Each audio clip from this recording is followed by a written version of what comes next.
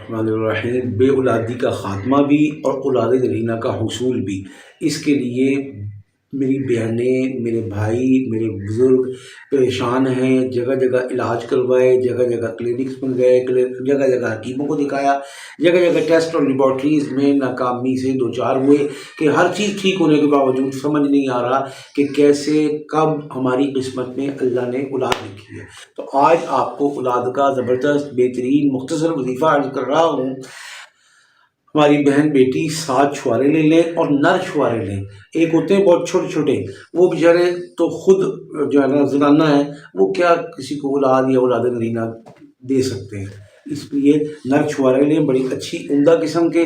ان کے اوپر رب لا تذرنی فردا وانت خیر الوارثین فی چھوارا 100 دفعہ پڑھ کے دم کریں۔ اور جس دن ہماری بہن بیٹی پاکی کا غسل کرے، اس دن کے بعد سے 7 دن مسلسل آدھا چھوارا ہماری بہن کھائے گی، آدھا چھوارا اس کا شوہر کھائے گا۔ اس کے بعد ہم بستر ہوں گے اور روزانہ مسلسل اس عمل کو جاری رکھنا ہے۔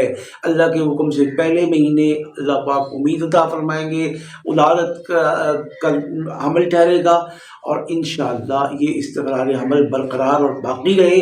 اس کے لیے ہر نماز کے بعد آیت الکرسی 3 دفعہ پڑھ کے ہاتھوں پہ دم کر کے جسم پر پھیریں گے۔ اور وہ بھائی بہنیں جن کا بار بار ابارشن ہوتا ہے، مسکیریج ہوتا ہے، وہ بھی اس عمل کو، اس وظیفے کو کریں۔ انشاءاللہ پہلے مہینے، دوسرے مہینے اور میکسیمم تیسرے مہینے ان کو اولاد کی نوید ہوگی، امید ہوگی، اور انشاءاللہ حفاظت بھی ہوگی۔ اللہ پاک صحت مند اولاد نرینہ خوشبخت عطا فرمائے گا۔